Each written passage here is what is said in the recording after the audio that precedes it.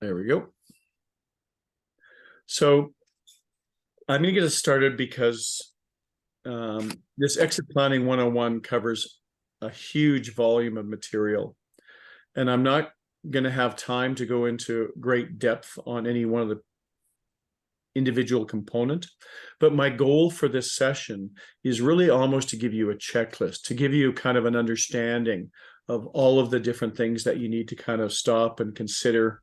And the workbook that we have available is really kind of that. It gives you a lot of self-evaluations, checklists, reflection sheets to be able to start to get your thinking organized, understand, all of the issues that I'm going to just touch on within this presentation, and to be able to start to move yourself forward.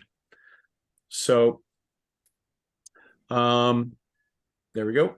Michael just joined us. And so I want to get through it quick enough that we have time at the end, that after kind of seeing the overview of all the considerations, that you have time to get kind of specific, drill down. While I'm doing my presentation, if you've got specific questions and you don't want to forget them or lose them, please just type them into the chat. So if you've got questions, comments, anything you want to share with everyone else, please just throw it in the chat. So unless anyone has any questions before I get started, I'm going to jump right in and get us moving through this.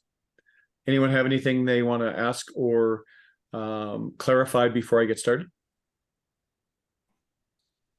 No, we're good. Okay, excellent. So exit planning 101, what you need to know. In the spirit of reconciliation, I'm not going to insult people by mispronouncing all of the names. I'm just going to express my respect and gratitude in terms of the rights and privileges that the First Nations share with us in their sharing of these lands and this opportunity here in Canada. So I will just kind of reflect that.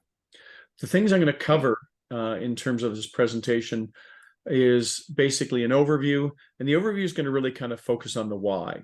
Because if you don't understand or appreciate the urgency that really exists in terms of exit planning, then it's kind of hard to motivate yourself to actually start to move on it. So the components of the exit planning that we're going to go through are the owner's exit plan, the deal structure, and then the business growth transformation plan. So those are the major components we're going to touch on, and it'll all make more sense as we go through it. So basically, every business person I know, and I've had 10 startups of my own, been executive for small and medium size and some large mid-sized companies. And I find for most of us as business owners, we put our hearts and our souls into our businesses.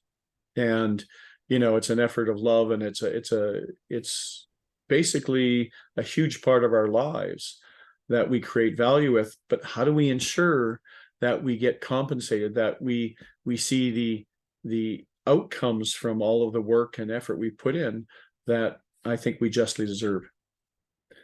And so that's what we really want to help with, is how do you ensure that you're going to get the exit that you truly want? Because if every business owner knew the numbers and the stats, we wouldn't put it off until the last minute. Basically, and this is data out of Canada, 10% of owners get the exit they hope for. 1 in 10. 2/3 of small businesses shut down. They don't transition at all. Quite often it's a health crisis or some sort of crisis, and they're forced into an exit, and typically it ends up in shutting the doors, and that's traumatic for themselves, for their families, for their customers, for their employees, for the communities they work in. Small medium businesses are the engine that drives communities and the economy. So we really can't afford to see this many not successfully transition over. So of the businesses put up for sale, 20%. So, and you can talk to M&A people, business brokers, they turn away 70 to 80% of the deals that come to them because they're just not ready, they're not attractive, they're not easy to sell. And it is a buyer's market. And most business owners, after they've gone through that, they find there was a lot more time, a lot more effort, a lot more involved than they ever expected. The price they typically get is less than they'd expected. Like I said, 1 in 10 get what they had hoped for. And quite often, typically, the post-exit involvement is usually greater than they expect. So what happens is, what we typically see is 3 out of 4 business owners who are successful in selling have remorse and regret within a year of their sale. So they felt that it maybe wasn't a great deal. They feel that their people weren't looked after and have not kind of come out of this as well as they had hoped. Their customers, their suppliers, and quite often what they find within 12 months is they really didn't properly prepare for life after their business. If you think that I'm just going to have fun, I've got hobbies, I fish and I golf, and that's going to fulfill your life. Most people need more purpose. There's a fellow named Dan Pink does all this research on what motivates us, and the books he's written and the research shows what motivates us is autonomy, mastery, and purpose. If your basic needs are looked after financially, then it's really about having a reason that your life makes a difference in the world. That's that purpose piece, that what you do matters, and that you're still growing and you're still learning and developing as a person, and that you're still in control of your life. And if you haven't planned and got those in your life after your business plan, this is, like I said, 3 to 4 have regret. Okay. CFIB, this is a study that came out last week. So this is the latest numbers. So their latest research says that the next 10 years, 76% of Canadian businesses are going to transition ownership. That's over 1 million businesses in Canada are going to transition. And that means it's going to be a buyer's market. So if you don't have something super attractive, if you're not looking at to be best in breed, then selling in that kind of a market is going to be painful and difficult and challenging. So it's the people who are best prepared that are going to be in a position to be able to sell successfully. And yet today, right now, the research said 8% of business owners have a written plan. 41% have an informal plan, which is something in their head. And 51% have no plan at all. So, the bottom line of all this is that with the market for businesses over the next 10 years, a lack of preparation is setting yourself up for failure. And what we've found again over, the recent research basically says 75% of deals that are done are reactive. So that they're not based on somebody's plan. They're either based on a personal crisis or an unsolicited offer. And if you get one unsolicited offer, then basically the buyer is in the driver's seat. So if you haven't prepared and you're negotiating on one offer, you're not negotiating from a position of strength. Because you don't know what all your different options are. You're not necessarily prepared. If you don't have competitive bids and other interests or other options, then you're not necessarily taking advantage of your best option for yourself. So let's get into what do you need to do to prepare for that. So first off, expect that there's 3 big phases within an exit. So the first phase, say 5 years. Right now, one of our clients, their exit plan is actually 7 years out. Bottom line is, the longer you prepare in advance, the more value that you can create for that deal. If you want a deal in the next 3 to 6 months, you're not creating any value. All you're doing is cleaning up books and packaging your business to sell. The value of your business at the point that you say, I'm ready to sell, is the value of your business. You're not going to change the value. The big thing that's going to grow value in your business is growing both the financial value in terms of EBITDA, profitability, efficiency, those types of things. But most importantly, by growing the capacity of the business, the team that's staying in the business, proving up their ability to grow the business regardless of your involvement. So building a business that can thrive without you is what's going to make your business strategically attractive, because people are going to want to buy that business, they're going to want to buy that growth potential, and they're going to want to buy that team. That's what makes big incremental value, or takes it away if you haven't done those things in terms of in preparation. And the longer you've got to do that, the better the team that you can build, the more strategic you can position your business, creates more value. In the deal itself, what you want to do is you want to transact for value. And that means basically picking the best option that maximizes your post-tax dollars. Because depending on what type of deal you structure, whether it's selling shares, selling assets, whether it's internal sale, external sale, being able to pick and have a choice of what type of a deal you want that's going to give you the best payout and leave the legacy you truly want. And then the last phase is there's a transition. There's always a transition period. And so you need to plan for that and how much you want to be involved, because once the deal is done, then the next phase is where the buyer wants to maximize the value and growth of what they've acquired. And they're typically going to look at the previous owners as being a component of that in some respect. So you better understand what they're going to be looking for and what you want for yourself on the other end of the deal. So if you want a great exit, you don't need a plan. In fact, you need 2 plans. So for you as a business owner, you need your own plan, but that's really relative to what you want personally, emotionally, financially out of the business. And that's specific to you or you, the ownership team. So that's really about a kind of personal goals, personal objectives. That's not what motivates and drives the business. If you want a great exit, then what you need to do is you need to actually engage and grow not just the revenue value of the company, but grow the capacity and the capabilities and the skills and the leadership of the business.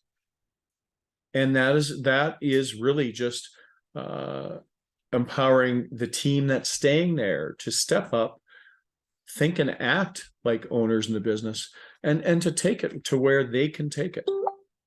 I've been doing growth transformation work for the last 14 years with businesses. So I've helped dozens and dozens of businesses we call grow to that next level.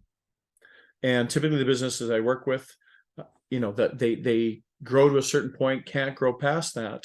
And it's always the same. The key to growing beyond where you've taken the business is to empower the team to be a high-performing, effective leadership team that then grows the next level of leadership under them and mentors them to grow the next level of leadership. Because when you grow that team, it's the team that takes the business to that next level.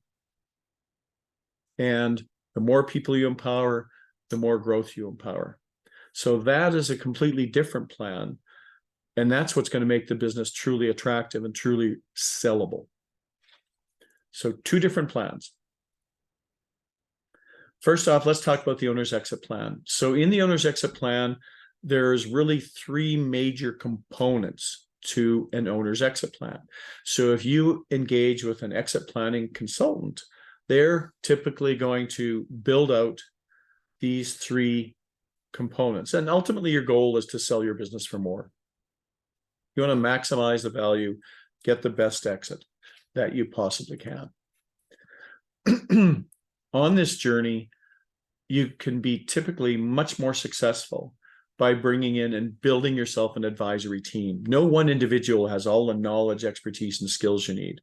And every one of the advisors you bring in are going to more than pay for themselves with the right advice, with the advice that really is going to help you set up and structure for that deal, prepare, personally, financially, structurally, et cetera, et cetera.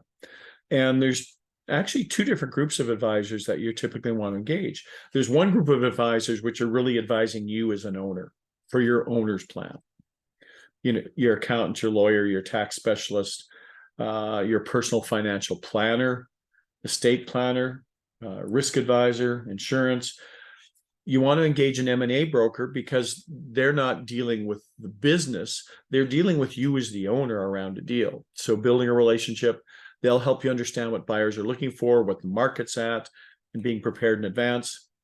And then sometimes some of the specialized business advisors. And what I do and what we do with Mexit is we're exit coaches. So any one of those advisors can play quarterback, but all of us should be coaching and advising you, the business owner, that you got to get not one person, but a team behind you to provide you the best advice you can possibly get.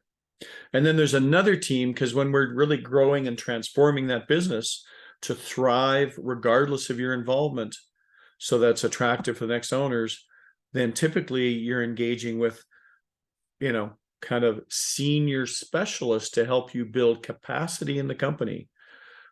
Fractional CFO, fractional sales executive to help you build systems, processes, tools, marketing, HR, IT, all of these different areas, depending on where your business is strong and where it's weak, bringing in the right people to build those capabilities and capacity in your business, again, can add huge value to your business. Okay. So in the workbook, there's a section here that you jump in and it will start to take you through some of that stuff so you understand, well, how ready am I right now? Okay. So the first part of the owner's plan is what we call the personal legacy plan. And there's kind of three major components to that. One is a personal readiness assessment. So what is it I want out of my business? And how ready am I right now, or how close am I to getting what I want out of the business so that I know it's time? So, but that's from a personal basis in terms of fulfillment, financial, etc. There's a legacy assessment. So what is it I want out of my business? Because 85 to 90% of most business owners' personal wealth is tied up in their businesses. So when you think of that, what is it I want out of my business to have as a legacy for my family, for my employees, for my customers, my suppliers, my partners, my community? What is it I want to leave behind me for all of those people? And you need to define that. And it's not always just financial. As a matter of fact, if anything, a lot of business owners I know, how they leave their employees is hugely critical for them. And quite often, one of the big regrets when they've sold. You look at the Spitz Manufacturing, the guys, they sold to, who was it? I think PepsiCo. And Spitz had a huge operation. They employed, 100 people. And a few years after Pepsi bought them, they shut down the Canadian operation. Everybody that had built this company for them got laid off, and it was moved to the US. And that sure as hell wasn't the legacy they wanted. So defining that, and then defining, what does life after work look like? What is my ideal life when I sold this business? Is it another business? Is it mentoring? Is it doing things in the community? Is it, what does that look like? A consultant I know has a whole program. It's It's almost like a spiritual program, but ultimately the program he takes business owners through is what is the best life you've ever had look like after your business? How can you make a bigger difference than ever in your life and feel fulfilled? So those are the things you really need to consider. Some of the processes you can go through, there's something called a step analysis. So it's basically asking yourself spiritually, what's my purpose? What's my passion? Things. What are the things in my life I want? What are the experiences in my life I want? What are the people in my life that I want? And getting real clarity on all of those things. In the transition period after the business, there's going to be some level of involvement. So if you anticipate that and think about what kind of involvement do I want? Do I want to be a consultant? Do I still want to be kept on in the business? Do I want to be on the board? Do I want to still have some sort of an ongoing income or annuity? What happens? What's my idea?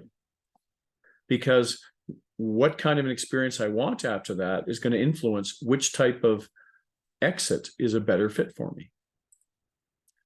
Okay, so that's the personal plan. Let's go to the personal financial plan. So the personal financial plan is really understanding what is my income and lifestyle today? What does it cost? What's my wealth position today? And then what is it that I want? And then what are the things I've got to do to get me from where I'm at financially today to where I want to be financially positioned for the life after that I truly want later. So when we look at the personal financial plans, the things that you need to basically have covered within your personal financial plan is what are your lifestyle goals?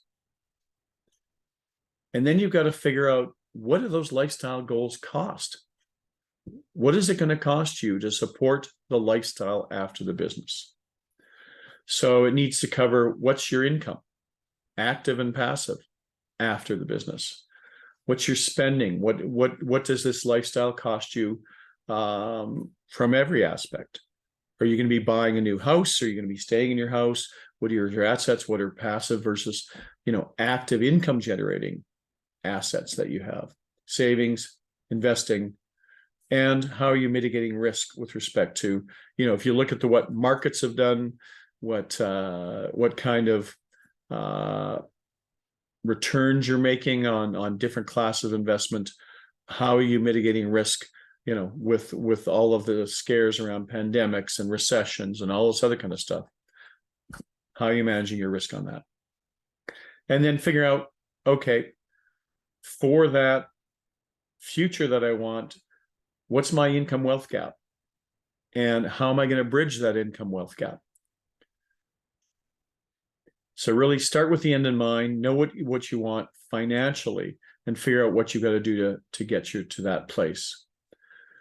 And make sure, I've so often seen people stay in their business, sometimes because they don't know what else they would do.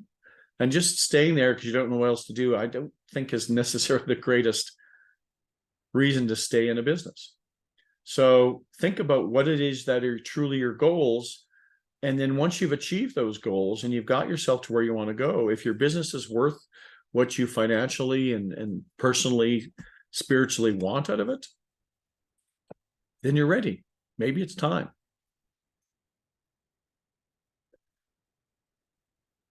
So how much does it cost? Make sure you've got the things in your life you want. And you really need a lifetime strategy around this.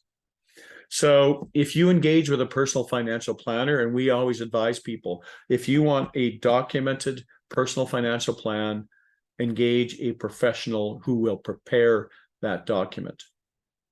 And what you want is basically any really good personal financial planner should be documenting up a lifetime tax planning, tax reduction strategy, risk management strategy, budgeting and cash reserves, debt management, legal and estate planning, and then asset and investment management.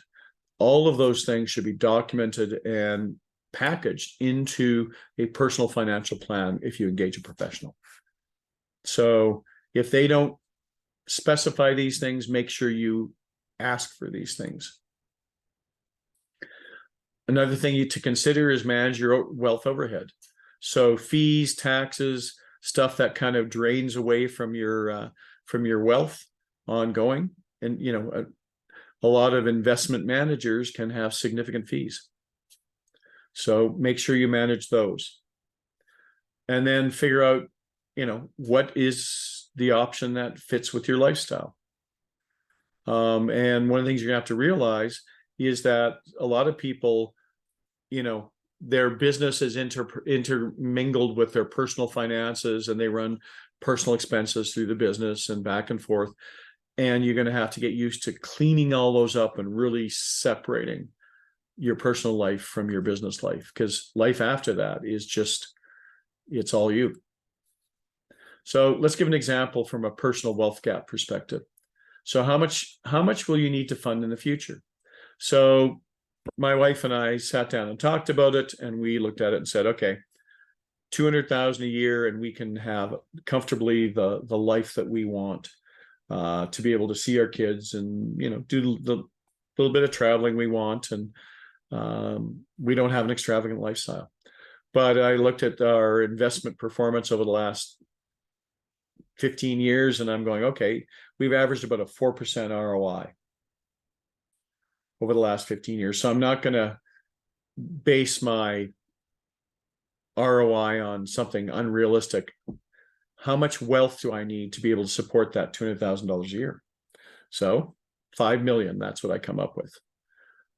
So between property, investments, the wealth structures we've got right now, we're worth $1.5 million, but I need 5 million.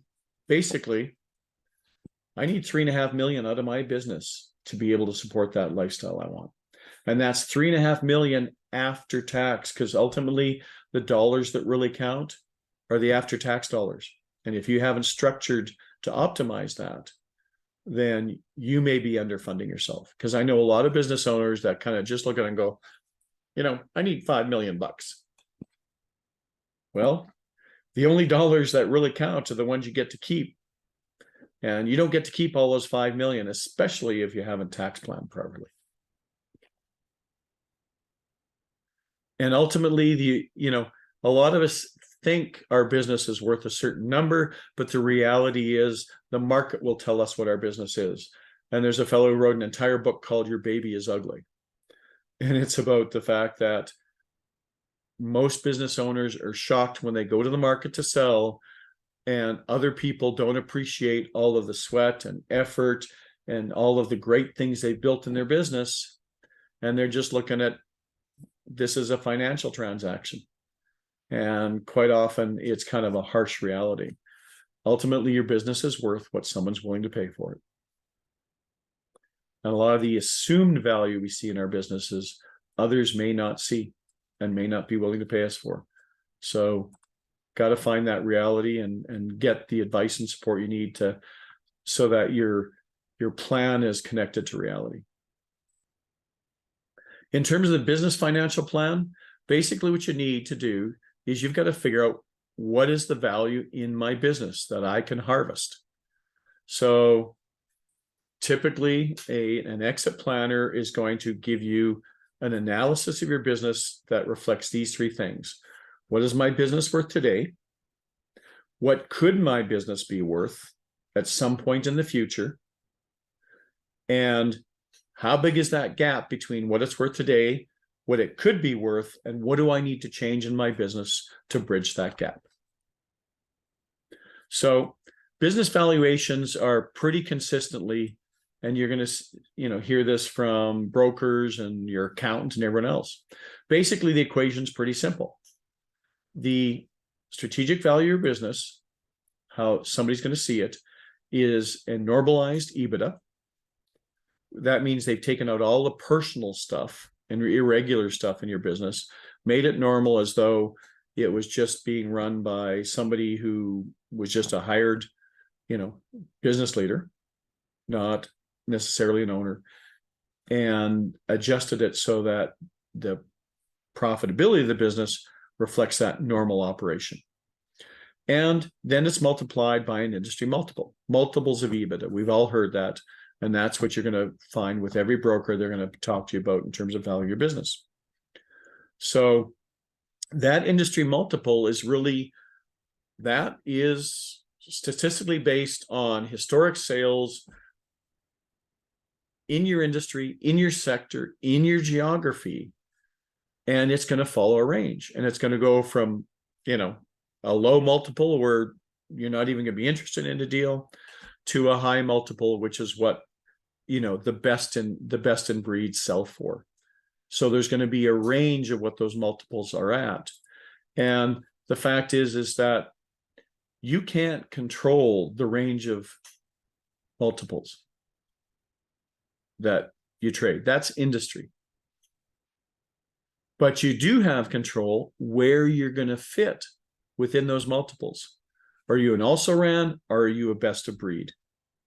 And that's where you can really make changes in the value of your business and the way your business functions. Like I said, grow leadership, grow capacity, grow capability, scalability, all those things. Because really what you want is you want to be at the top end of that curve, so people are buying you for strategic value. So make yourself best in class. And it's not just profitability. You can be profitable and unsellable.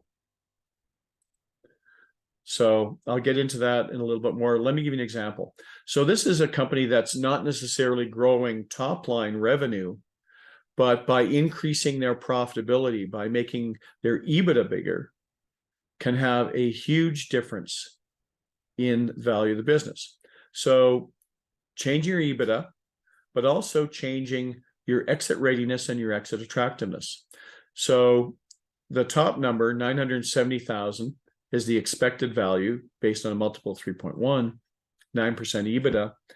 That company is basically, that's the current value. They're kind of a little bit below industry average.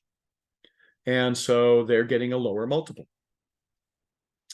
If we can get the business at least up to industry average in terms of readiness, attractiveness, and financial performance, EBITDA, then we can add another $500,000 to the value of the business. That's a 50% uptick in the value of the business, just getting up to average. Now, if we can then take that business, same revenue, same top line, but if we can take that business, get the EBITDA to best in class, get the exit readiness, so get the leadership team empowered, get the business performing so that we've got a good client base. We're not at risk to one or two clients. We got recurring revenues. We've put in systems and processes and tools, done all this kind of stuff. Then we're looking at, a 5.5 times multiple. And we're looking at a valuation that is, 2.5 times higher than if they just went to market and sold the business as is. So this really kind of emphasizes the more you prepare, the better you prepare. Putting in that work at the front pays off big time. And when we talk saleable value, typically when businesses sell their market value, their market cap to a strategic buyer, is not just the financial performance. The stuff that can really kind of either add or take away from the value in your company is what we call 4 C's. Human capital. Do you have the great leadership? Do you have great talent? I know some engineering firms get bought just purely for the talent they've got. Not even their book of business. It's the talent. So human capital, customer capital. How good is your book of business? Are they reliable? Do you have contracts? Do you have long-term contracts, recurring revenue? Do you have a diverse base of clients, so you're not at significant risk from one or two of them? Structural capital, processes, systems, all of that stuff in place. So your technology, IT, information systems, data-driven decision-making, all that kind of stuff adds significant value because it de-risks the company. And also, if somebody gets hit by a bus, but we got all these standard operating procedures, we got onboarding and all this stuff in place, so it makes it easy for me to actually replace people and fit them into our system. Adds huge value. And then social capital, brand, reputation, your position in the market, those things add. So, that sounds nice. Let's give you a real example. So Shopify is a tech company, and I think probably you've heard of it. It's kind of one of the unicorns in Canadian technology. And if you compare Shopify to RBC, they have about the same market cap. So to sell these businesses, they've got about $121 billion market cap, 5,000 employees, 85,000 employees, 16 years, 150 years. If you look at their market cap per employee, $24,000 versus $1,400. So you know what this is? These are the non-financial values of the business. It's their data, it's their IP, it's their diversified customer base, et cetera, et cetera. So it's kind of ironic that this tech company is worth as much as this bank.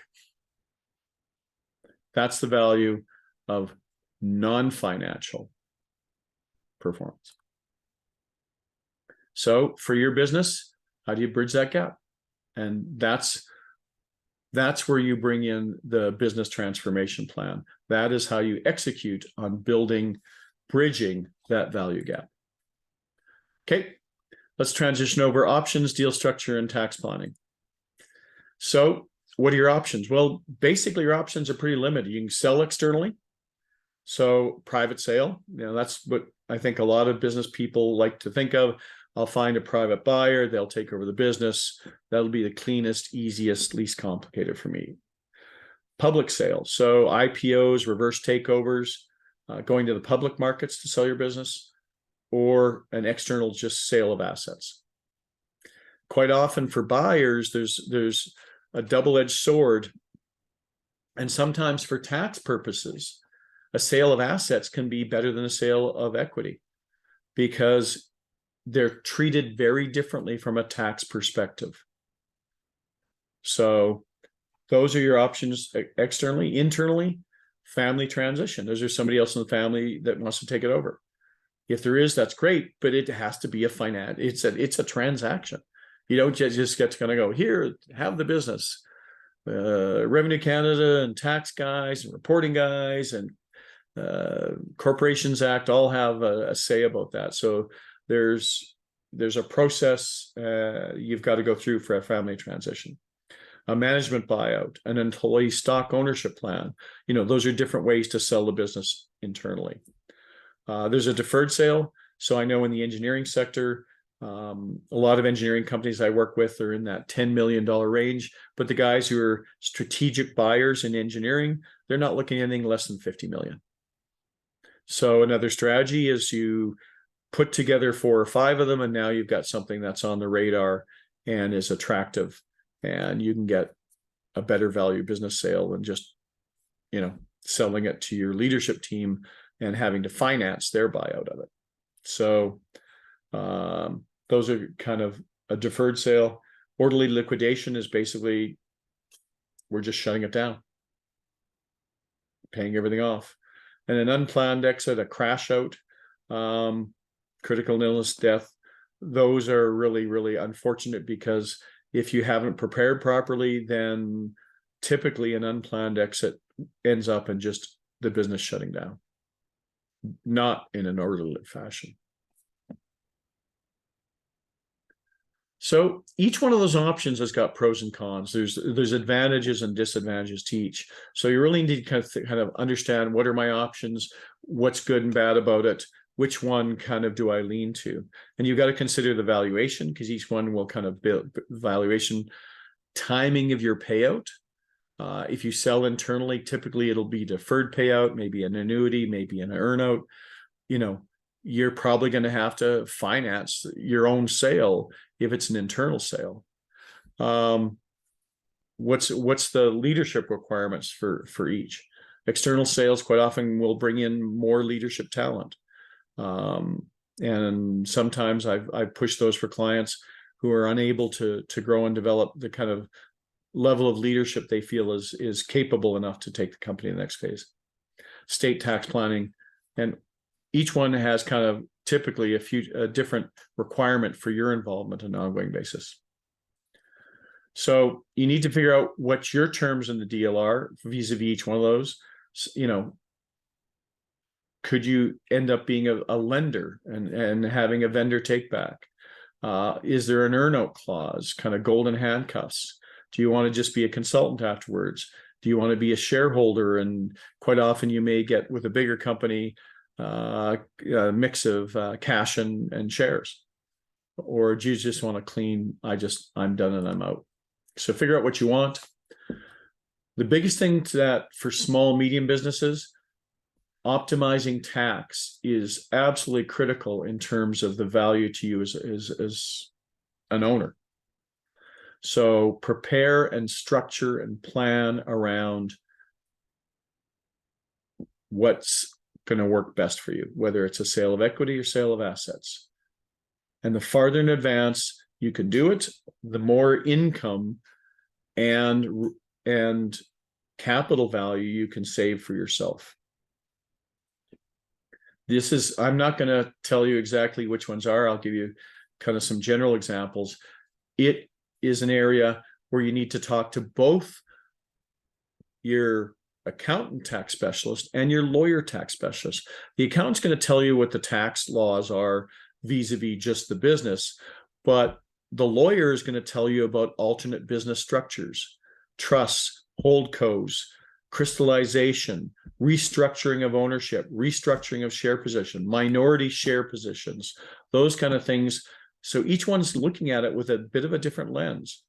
So just getting one or the other, again, you need all of the right advice, and you need to kind of pool that advice so you can see all of the different ways. I've seen a lot of people get advice and their accountant says one thing and their lawyer says something's kind of different. And, you know, their exit planner might say, have had different experiences personally. You know, which one's right? And the only way you're going to find that out is if you actually bring them together and get them to compare notes and compare biases and assumptions. So in terms of tax considerations before the sale, you've got to make sure that you've got the business structured to be attractive for sale. So, you know, freezing of the asset, shifting the structure so that you can actually bring in family members to be able to distribute the what you're going to capitalize on in the sale. So purifying the business, removing passive assets. Lifetime capital gains exemptions are only for active assets. So getting the business structured and organized so that you can kind of optimize it for yourself and from a tax perspective. Get that. And that has to be done well in advance, like at least 2 years.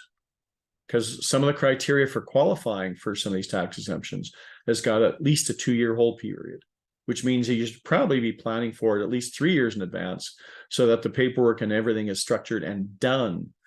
So you make that 2-year window. Get advice, start early, structure for estate liability tax, get your family involved. There's ways to defer and distribute so that there's minimal tax by using your family. So selling shares versus assets. Shares basically means they're buying the entire company. But for a buyer, that means they're also buying the liabilities. Environmental liabilities, contract liabilities, you know, in construction, things like that. There can be residual liabilities around public safety and some of those types of things. Versus if you just sell assets, the corporation stays and continues to exist for you, but the assets are going out, different tax considerations. Okay. So in a share sale, all of the assets and liabilities go with the company and are transferred over. If you're the sellers, each shareholder needs to structure their own tax position. And you need to kind of figure out those active versus passive assets in the business. For the buyers, again, there is tax issues that may be transferable. Some purchases may bring some tax deductions. I've seen companies buy companies to be able to take advantage of tax losses and things like that. So the purchaser may have different agendas in how they want to look at it, and they're going to have different concerns around what are the risks to them around the skeletons in the closet. Lifetime capital gains exemption. Again, this is probably the biggest single. It's almost $1 million now. If you set up trusts, if you set up and involve your family in terms of that ownership position, you can multiply this out. So to be able to take advantage of that lifetime capital gains, there's 3 tests. There's a holding period test, 24 months. There's a small business corporation test. 90% of the assets have to be actively used in the business. And then there's a holding period test. 50% or more of the assets must be used in the business for 24 months.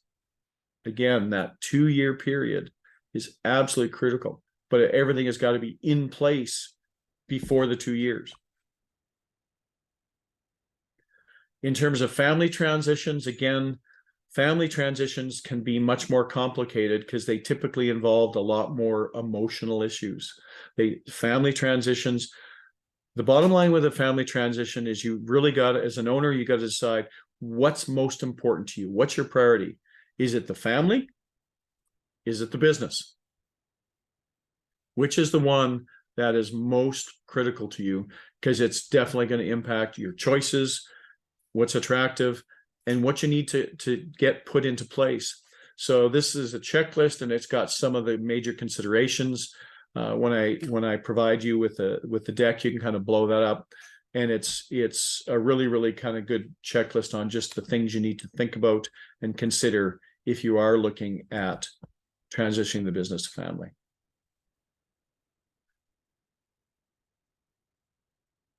Again, you want to get the lawyers involved around your business structuring using trusts and holdcos. They allow you to actually shelter from taxes by moving things around, and whether you're paying out, dividends versus salaries, holding on to cash without exposing liabilities, passive assets versus active assets in the business. There's a number of ways at which these structures give you and your business protection, and allow you to put yourself in the best tax position. So a trust is a separate legal entity. So it's a business entity unto itself, and allows you to flow through income, and it allows you to flow through taxable capital gains. So each beneficiary in a trust can take advantage of their lifetime capital gains. So this is how you can multiply that out, but they've got to be structured. Holdcos, again, are a separate legal entity, and quite often you can have a combination of trusts and holdcos. And there's different types. They allow you to really kind of start to funnel off excess cash flow, and again, be able to put you in a better tax position on an annual recurring basis based on cash flow. So understanding how those work and structuring that, again, sooner is better in terms of getting those put in place. In terms of a sale of assets, a lot of times this is preferred by the purchaser because you don't take on any of the liabilities and ongoing liability risk. If you're doing an asset sale, then the corporation pays the tax because the corporation still exists. It's still yours, but it's the corporation that you're going to be managing your wealth through. Okay, in terms of kind of final checklist, tax consideration, when you're actually structuring your deal, think about, and you're going to have to consider, are there any restrictive covenants that are in the deal? Any earnouts, any vendor financing, any minority stock ownership issues, and how are you allocating the purchase price? And what's the trade-off between the buyer and the seller in terms of that negotiation? I'm not going to go through these, but basically, I know for my second company I sold, my board actually made me go through dry runs in terms of negotiation meetings. So they actually ran me through this kind of approach and had me practice negotiation before I actually sat down with a couple of prospective buyers. So structuring a deal, there's a lot of detail in it. Get the advice you need. It pays off in a big way. Okay, the last thing I'm going to touch on in terms of this is the business piece, the business growth transformation plan. What is it that you need to do in the business itself to make it exit ready and exit attractive to maximize that value in your business? So this is really specific to the individuals, because the people staying in your business, they're not staying up nights worrying about how the owners are going to get paid out for this. They're staying up nights worrying about the future of the business, the sustainability and the security of their jobs and their incomes. And is there going to be more opportunity for me? Are we going to be able to grow this and I can continue growing my skills and my experience? So people in the business are really concerned with the ongoing sustainability and prosperity of the business itself and what it could be. So when we go in and work with businesses, we don't actually, when we work with businesses, we come in as growth transformation consultants. We don't even tell them we have anything to do with exiting, because that's just a distraction for the leadership team that's staying in the business. We go and engage with them because, the owner-driven company can get the company to a certain point, and typically the company plateaus. It's engaging the leadership team. It is the team and their effectiveness as a team that can take the company to that next level, and empowering and growing their abilities and their opportunities to do that. That will really take that. That's what gets them excited. That's what gets them to be engaged. And it starts with them helping to define what the vision is. What does this next level of business look like, feel like? What does success mean when we talk about that? So getting them to actively be involved in developing the vision and the plans, the strategies to get there, executing on them. It's getting the team that's staying to own this process that creates the most value. So we talk transformation. Like I said, transformation is not just about increasing the top line revenue number. It's about facilitating and reinvigorating growth. It's about improving our ability to drive strategic initiatives and make change. It's about getting alignment within the organization, empowering new leadership, creating leaders from the top to the bottom, because by creating leadership throughout the company, that's what truly makes companies scalable. And building a culture where we get everyone to buy in and be engaged and have a role and a hand in taking that company to the next level. Because quite often what happens is, what we see is when the owner goes back and says, you know what, let's take the business to the next level. And if it's just the owners that are driving this, quite often we'll see early change. But then if it's really just for their own purposes and they haven't been able to engage the entire team to take ownership of this, we typically see that you go in to make these changes to grow the value of the business, and it doesn't sustain. So when we come in as business coaches, our role is really to help the owners let go and really harness the power, strength, talent, empower the leadership team that's staying to get them and everyone under them to step up and drive the change, define the vision. If they don't have a hand in defining the vision, they will have no ownership of executing on that and making that growth happen. So it's a different process, pushing it. The coached approach is really getting ownership to pull the business ahead versus you, the owners, pushing the business ahead. And it's a change in mindset, change in process. So when we look at this growth transformation, really there's three components. This is a three-legged stool. We talk about you need to know, to grow, to transform. Knowing is strategy. Growing is strategy execution. And transforming is really about building a culture. It's entrenching the changes and the skills and the leadership and the team in new behaviors that create growth and making that the new normal. That's really what cultural transformation. It's entrenching the new behaviors that drive new results and making it the normal course of business. So when we talk about strategy, there's a whole bunch of tools and there's a whole bunch of processes you need to understand. And it's really about bringing in the discipline of doing what's necessary, not because it's fun, not because it's sexy, but because it's effective and it gets you to where you want to go. So there's proven processes, best practices around creating vision, long-term planning, short-term planning. The standard practice now is not new, but it has new names. There's things like entrepreneur operating systems, scaling up, et cetera, et cetera. And you know what? They all come from the basic foundation that was in a book called The Rockefeller Habits 40 years ago. Setting short-term goals, accomplishing them, reset, keep going. That's what drives effective strategy execution. And building strategies around all the areas where you can create value in the business.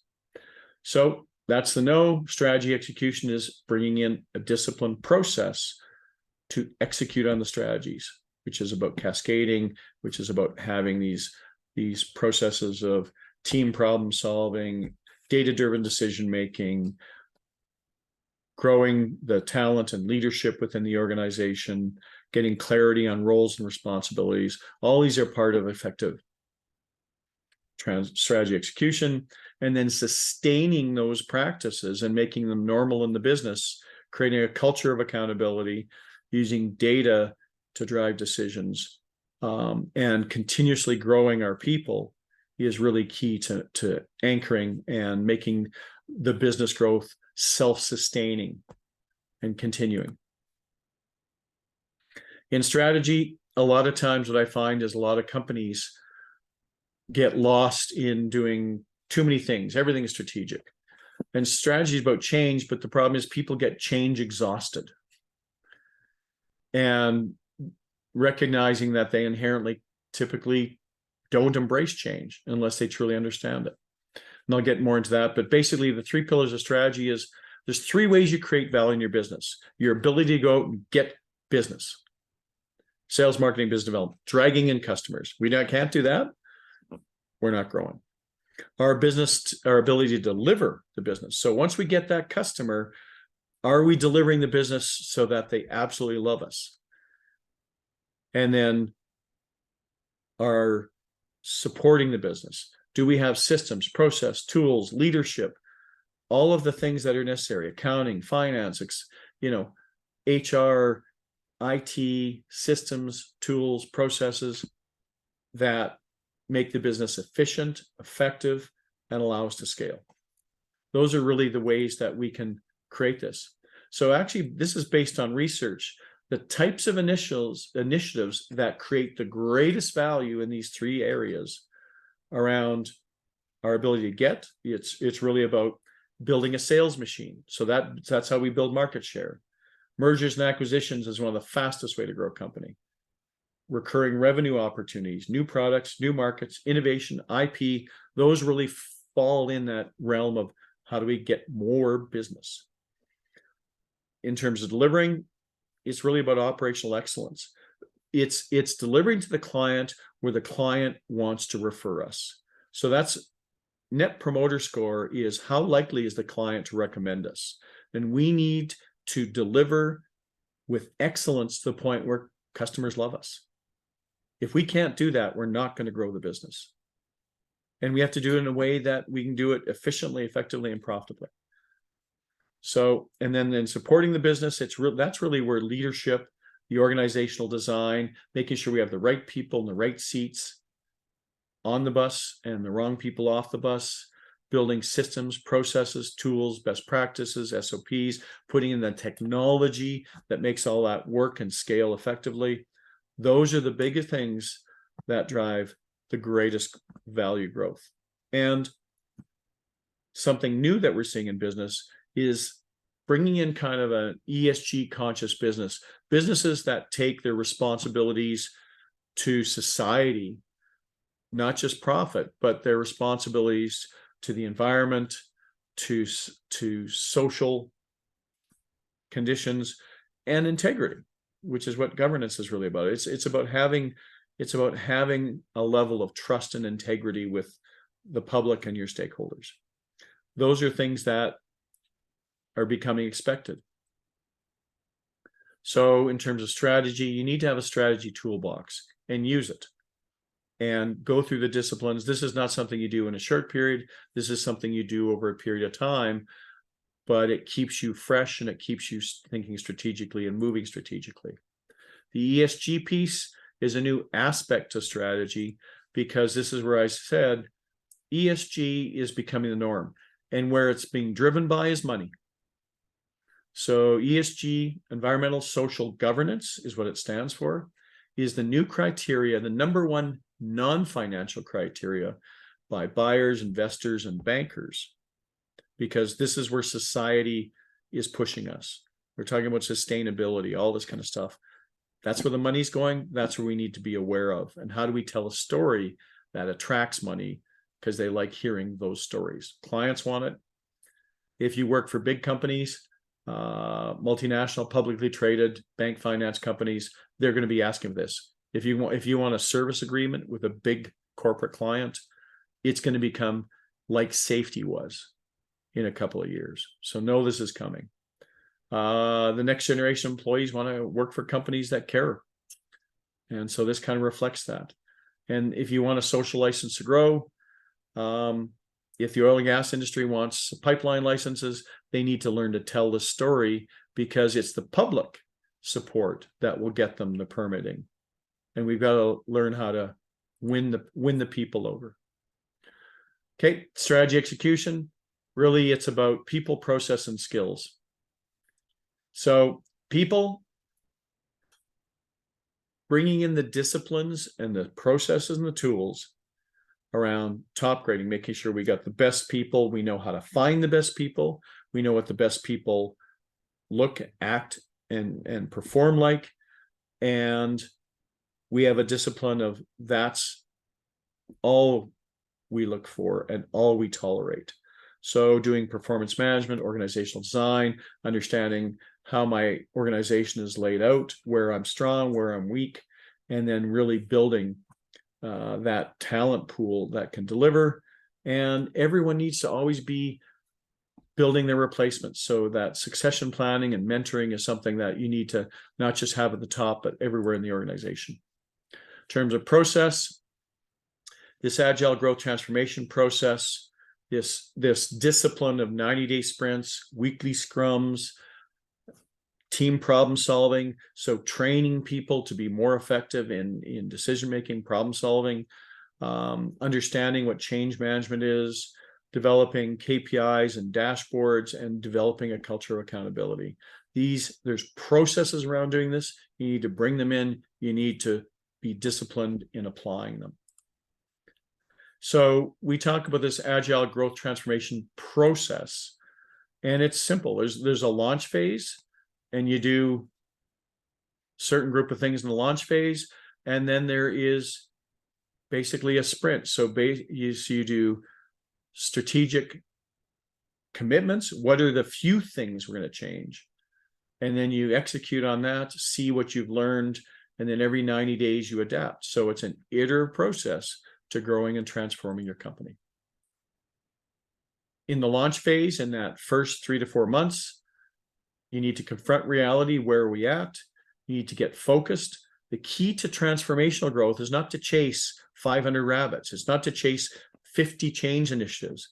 It's to pick a very few small list of things and put a lot more effort into a lot less things. That's what really transforms. And it's got to be simple. People don't work well with complicated. So you've got to come up with simple solutions, simple strategic priorities that people can buy into and take a hand in making real. And you need to get alignment. So alignment starts at the top, but then you have to cascade that, and you need to get everyone in the organization understanding where we're going, what their role is in it, how we're going to get there, and then cascading it so everyone feels like they know where we're going to go and they've got a role in getting us there. So that needs to happen in the launch phase. So typically what that looks like is planning sessions. So you need to basically define the vision. You need to come up with a 3-year plan and a 1-year definition of what success looks like. And then you have to start your first 90-day sprint. What are the few things we're going to commit to changing that we can do in 90 days that's going to move us towards that vision? And then every week you check in, and it's building this new pattern and these habits of accountability. And we're accountable to each other. But accountability is not blamability. It's what do we need? How, are you accomplishing what you've committed to? Do you need help? Do you need support? Do you need the team to step up and give you a hand? So that's the culture of accountability we want to build with these weekly check-ins of teams. And then we need to build the capacity of team. If we give people these lofty goals, but we don't train and grow and develop them so that they've got more skills and better skills, then we're not going to get them. So we've got to have ongoing development in terms of leadership, skills, capabilities, and disciplines. So that's an ongoing process. And then after 90 days, we start getting into these sprints. So after 90 days, we look back, say, what did we accomplish? What did we learn? What's changed in our world? And what are the things we're going to commit to change now that we've learned more, we've got farther? Let's make another batch of committed outcomes. And this is how we, over time, we move the company forward, and that transformation and everyone learning the skills and growing builds the capability, builds the confidence. And we're training and growing people through this process because it's people that will grow the business. And so it's repeating each iteration, more skills, more leadership, more disciplines, and it's building the habit. We talk about leadership skills.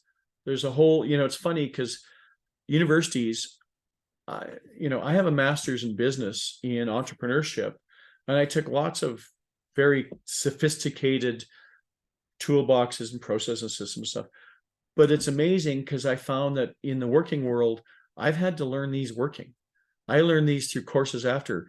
Most of this stuff I never learned in business school.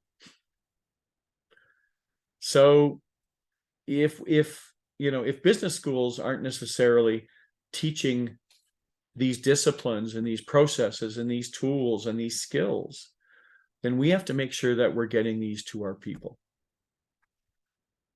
So communications, for example, most business schools may touch on communications, but they're not actually teaching you the kind of communication skills that they do in education. There's a thing in communications called neuro-linguistic programming. It's used to build rapport. They teach it to teachers. They teach it to policemen and border security guys and stuff. They don't teach it to business leaders. Well, they do, but it's, of course, in a whole area of training that I took, 10, 15 years into my managerial career. So we need to be developing those skills everywhere in the organization, not just at the leadership team. And then in terms of transformation, it's really about anticipating the obstacles and the barriers we're going to face as we drive change in our organization, and having a process to be able to overcome and address that resistance to change, so that The changes we actually implement in our business become the new normal for how we do business, and that's really what transforms it. And core values are the biggest thing I see to be able to transform cultures. Core values are, what are the behaviors that we tolerate? What are the behaviors we don't tolerate? And getting to develop the habits and the disciplines of driving and supporting the behaviors that make us successful and eliminating the behaviors that cause us to fail.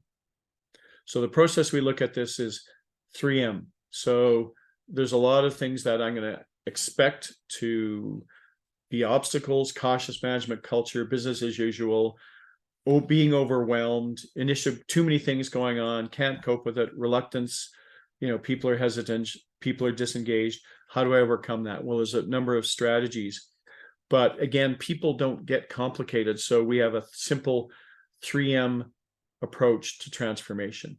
You need to mandate, which means everybody on leadership has to be aligned and 100% on board that the changes we're making, everyone has to be on board with. There is no opting out.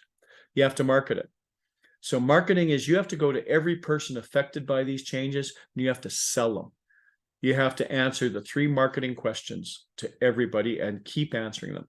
What's in it for them? Why should they believe you? What's in it for them? Okay, 3 marketing questions. Why should they care? What's in it for them? Why should they believe you? If you answer those, so they have a why should they care?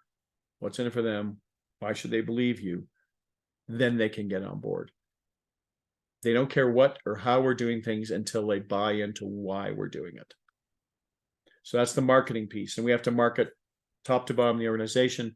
The maintain piece, as soon as we start to drive change, it gets hard. And maintain is about putting in place training, support, finding champions in each department, each area, who are going to be super users or mentors for other people, putting in measurements and KPIs and recognition and rewards and consequences, putting in all those pieces in place so that as soon as the going gets hard, there's support there so that they keep going and they don't just hit a roadblock and stop.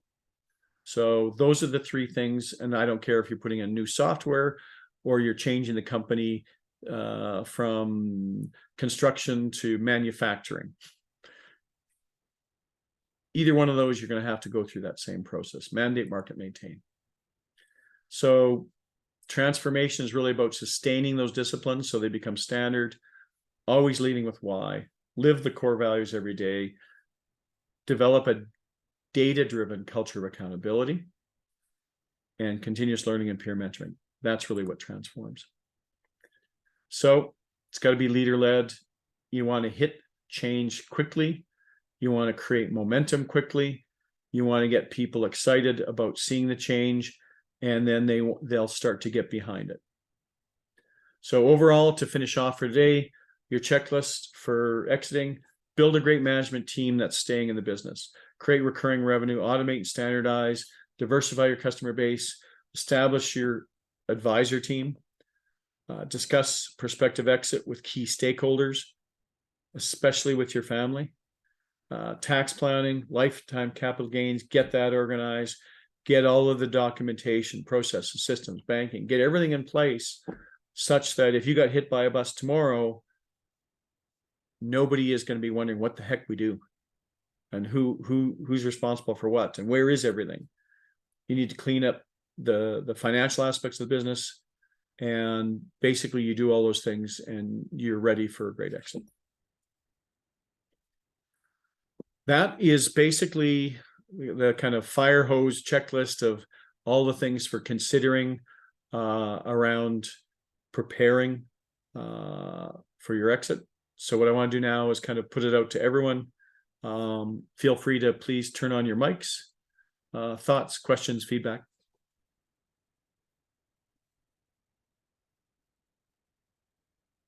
Really excited that you said you were going to post this, because it was a lot of information to kind of absorb, and I was writing really fast, but I know I missed things, so I appreciate it, Brad. I have recorded, so I'm going to post a recording.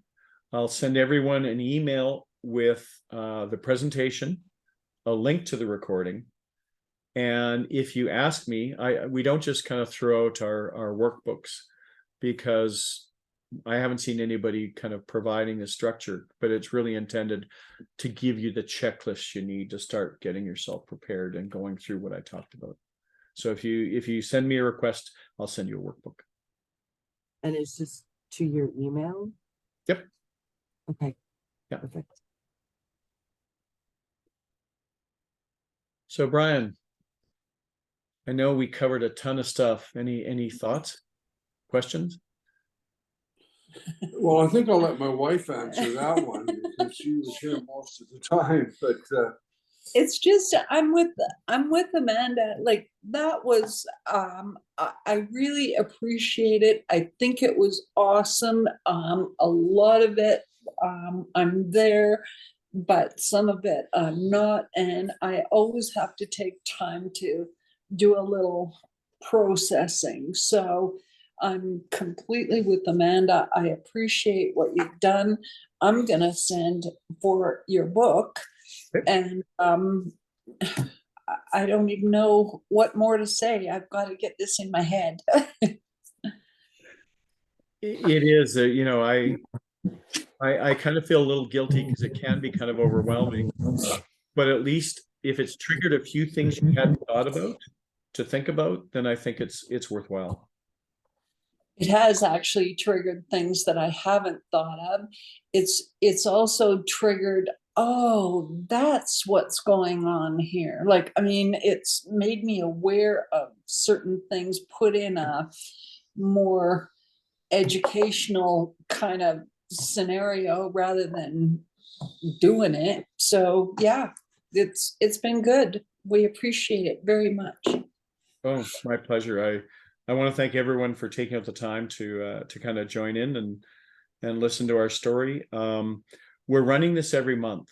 So if there's other business owners, other people, even business advisors that you know of that you think should be aware of this, please pass it on and invite them. will do. For Thank you. sure. Yeah. Okay, then you know, in terms of what we do, we are an exit planning and execution, and our focus and our real strength, we actually work with other exit planners. Our specialty is the execution.